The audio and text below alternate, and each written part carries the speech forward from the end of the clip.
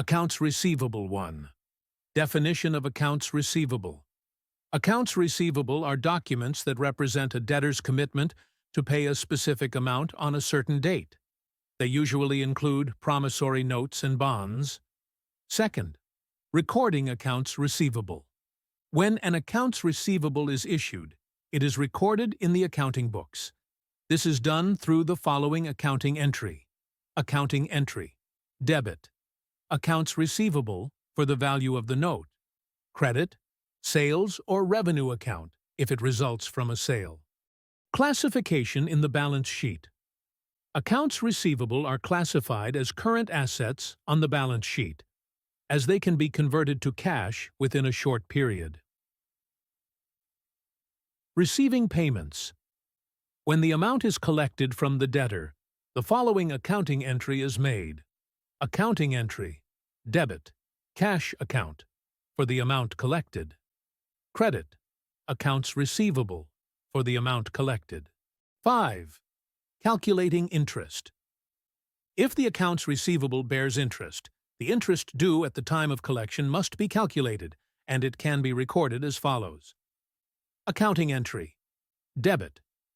Interest receivable account for the value of the interest. Credit. Accounts receivable for the value of the interest. 6. Handling potential losses. In the event of anticipating that the amount will not be recovered from the debtor, an entry must be made to reduce the value of accounts receivable. Accounting entry. Debit. Losses from impairment account for the amount expected to be uncollectible. Credit. Accounts receivable for the same value. Case of payment. Hypothesis. Let's assume that Company A sold goods to Client B for an amount of $10,000 and accepted a promissory note due in 60 days. Recording the sale, upon issuing the promissory note, debit, accounts receivable $10,000. Credit, sales $10,000. When receiving the amount, after 60 days, Client B paid the amount. Entry for collecting the amount. Debit, cash $10,000. Credit, accounts receivable $10,000. Case of default hypothesis. After 60 days, Client B was unable to pay the due amount, and Company A must address this situation.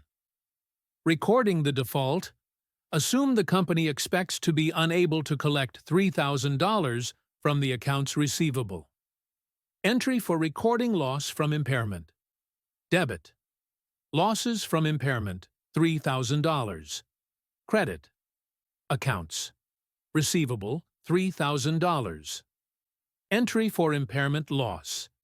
When an impairment loss is estimated, the entry is recorded as follows.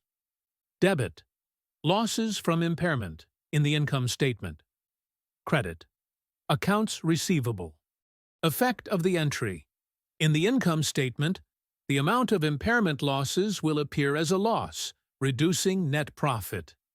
In the balance sheet, the value of accounts receivable in assets will decrease, reflecting a more accurate collectible value. Later, if Client B makes a partial payment of $7,000, the entry is recorded as follows. When receiving the amount, debit, cash $7,000. Credit, accounts, receivable $7,000. Summary of accounting entries. In case of payment, recording the promissory note. Debit, accounts receivable $10,000. Credit, sales $10,000. When collecting the amount, debit, cash $10,000. Credit, accounts receivable $10,000. In case of default, recording the promissory note. Same entry as before. When estimating the loss, debit, losses from impairment $3,000. Credit, accounts receivable $3,000. When collecting a portion of the amount, debit, cash $7,000. Credit, accounts receivable $7,000. Thanks for watching.